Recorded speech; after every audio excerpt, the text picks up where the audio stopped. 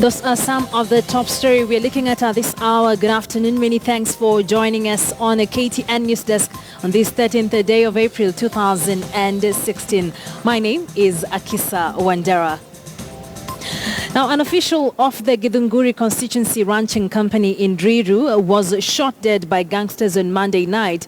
The cold-blooded murder of John Weru and Johi has caused fear and panic among other directors of the controversial land-buying firm who had reported threats to their lives a day earlier. The company chairman, John Minor, said he and the deceased had gone to report the threats to Weru OCS on Monday, just hours before the murder. 41-year-old John Weru, who is also a human rights crusader and runs a private security firm and a hotel, was gunned down after dropping a female employee in Nairobi's Zimmerman area around 10:30 p.m. The attackers reportedly used his gun to shoot him twice in the chest and his leg. He died while undergoing treatment at the Rehema Hospital in Kasarani, where he was rushed by a Good Samaritan. The killers reportedly took away Weru's pistol but left his phone and other items in the vehicle.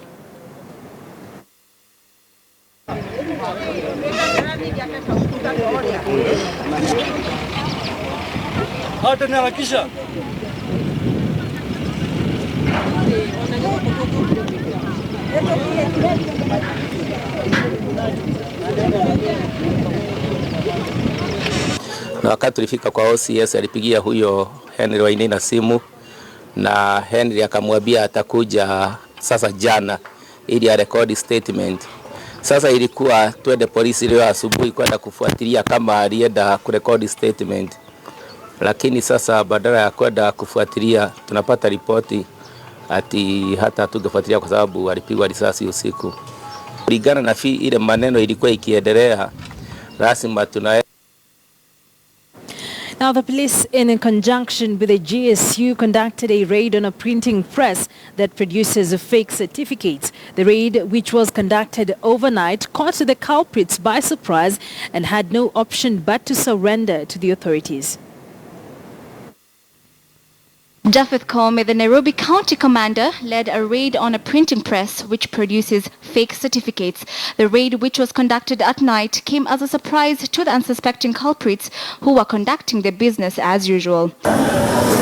Daragwa building along Mfangano Street, which housed the printing press, was a beehive of activity as the GSU and police stormed into the building to confiscate the illegal documents. This is a fake police clearance certificate. So somebody maybe have committed a robbery. Maybe even a rapist. He comes here, you walk out as a person cleared by the police. This is not genuine. The culprits used state-of-the-art equipment to produce the fake documents, duping unsuspecting potential employers and members of the public who had now gathered outside the building to witness the ongoing spectacle. Bank statements, title deeds and certificates of good conduct were some of the documents that were confiscated and the suspects arrested. Somebody will go out there, you tell an innocent Kenyan he has land, a parcel of land to sell. He has a title deed.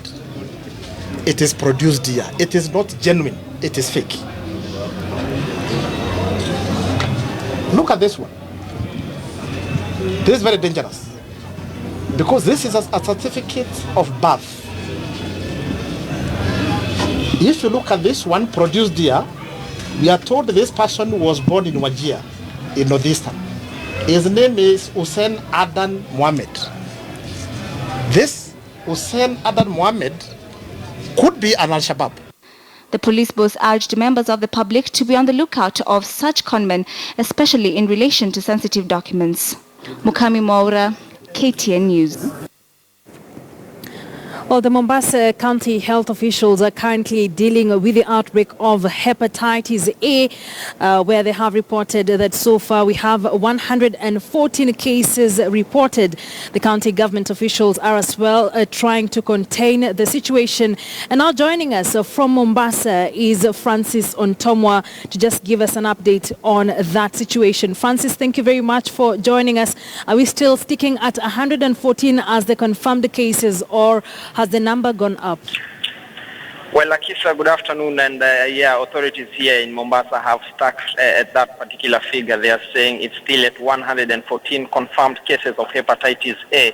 And right now there are efforts to really try and contain the situation. We've seen vehicles from the county government moving and begin an operation, or rather begin an operation to chlorinate and purify water at various points in the 4 sub-counties that had actually been put on the red as counties that had been worst affected by this particular outbreak of hepatitis A.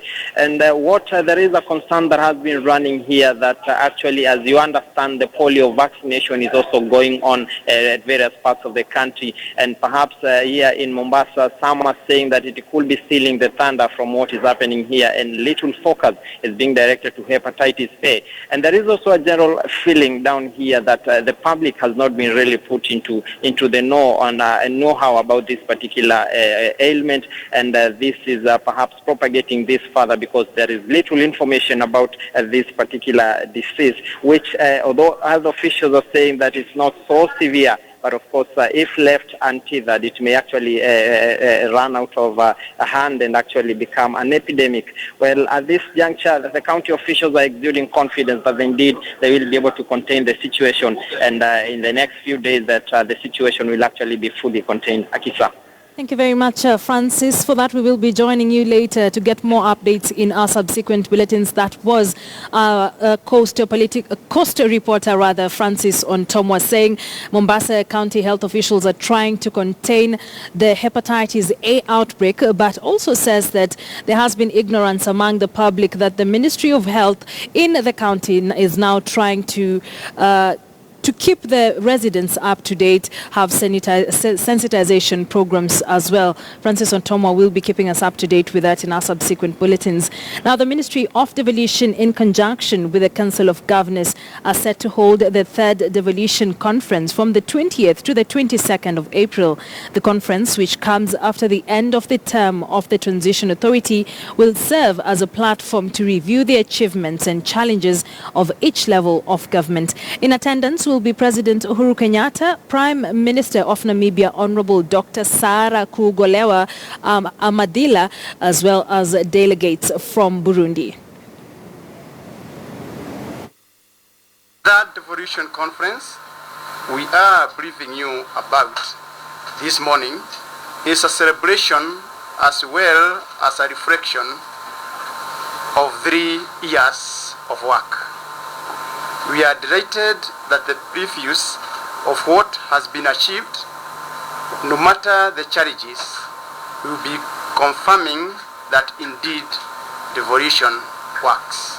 During the conference, the national government and the county government will share and put on the record the achievements made by each level of government in the last 3 years. We shall further assess the 3-year transition period with a view of clarifying and forging understanding on what we must do better as we head towards completing the first 5 years of devolution. The devolution conference, as already aware, is the 3rd one. The first one we did in Kwale, the second one in Kisumu, and now we are going to Meru County. The key important highlight of this conference is that it's coming in at a time when the transition period has ended, and therefore it's an opportune time for us to take stock of the 3 years that we have been implementing devolution. Now to the world's youngest country, South Sudan's rebel leader Riek Machar has returned to the country for the first time in more than 2 years as part of a peace deal. His spokesman has told the BBC that Machar was now at rebel military headquarters in the eastern town of Pagak. He is expected in Juba on Monday to resume the post of vice president as part of last year's deal, while his deputy leader Alfred Ladu Gore is already in the capital. Last week, more than 1,300 rebel troops were flown to Juba as part of the terms of the peace deal signed in.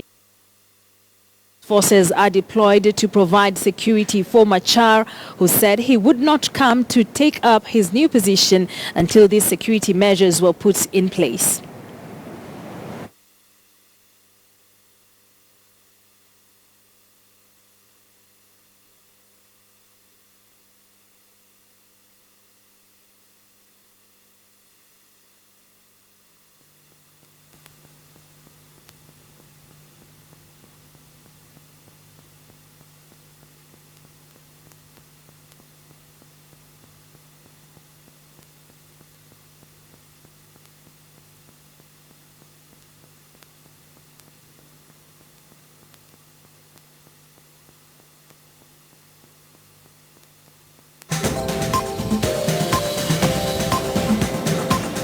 Let's now take a short break. Don't go too far. We still have a lot lined up for you on KTN NewsDesk.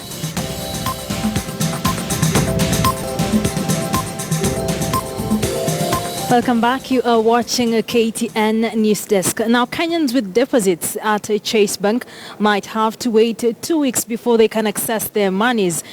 Depositors with 100,000 shillings and below will not lose their money but get 100% of the amount banked. The governor and receiver, as well as the shareholders, are set to review their finances and agree on time to issue out the money to depositors. However, for depositors with an amount above the 100,000 shillings, will have to wait for a comprehensive statement of affairs from the Kenya Deposit Insurance Corporation. Since Chase Bank was placed under receivership, over 50,000 customers have been uncertain on the fate of their deposits and how soon they will get access to their finances.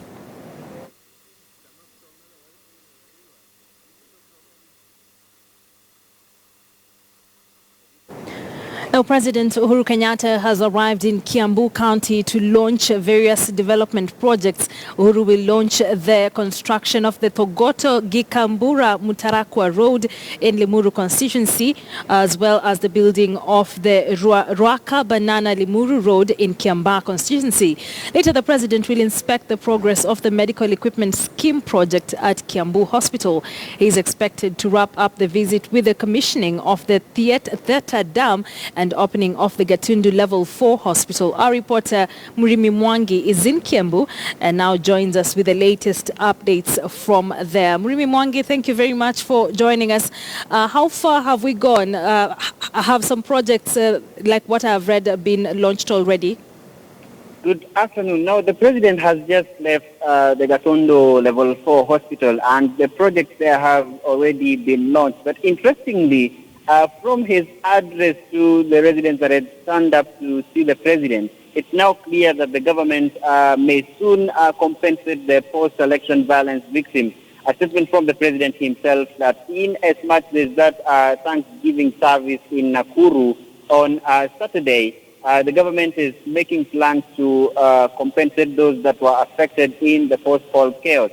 But again, the President took the opportunity here in his home turf of Gatundu in Kiambu to fire yet another salvo at the opposition coalition over what he says is endless wrangles over whatever the government is doing. And they seem not to be giving the government solutions on how to handle the challenges that are bedeviling the young Kenyan economy. And to quote the President, he said that the opposition leaders are noisemakers in his word, who don't seem to offer him solutions on how to tackle the problems. That's definitely a statement that is not going to go down well with the opposition coalition that has in the recent times been on the President's neck over what they say are unfulfilled campaign pledges. But interestingly, something very interesting happened at Gatundu town today as the President was leaving that venue.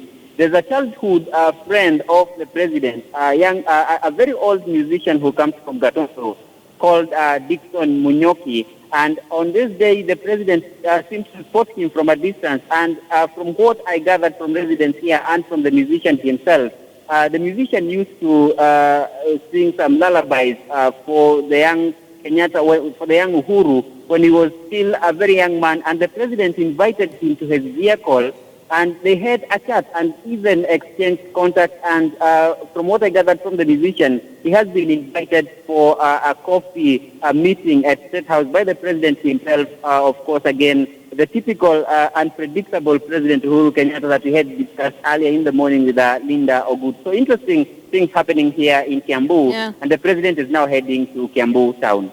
Interesting. Murimi, before I let you go, the president has been under pressure from his backyard, who said that they have been neglected even though they overwhelmingly voted for him in 2013. Is that an act of trying to woo his voters back?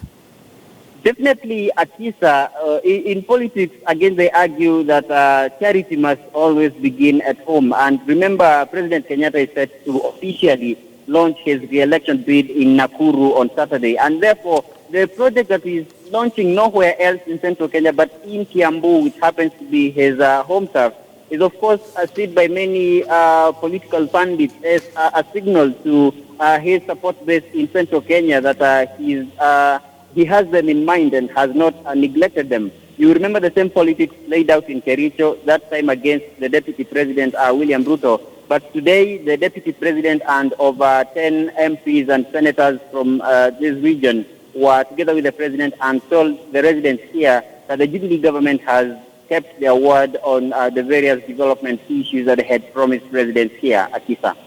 Thank you very much, Murimi, for that. We'll be joining you in our subsequent bulletins as you continue to cover that particular visit or tour for us. That is Murimi Mwangi. Of course, as he says, the President Uhuru Kenyatta is definitely wooing his voters back. Kiambu County is his backyard, and in the run-up to the weekend where we expect the Thanksgiving rally at Nakuru.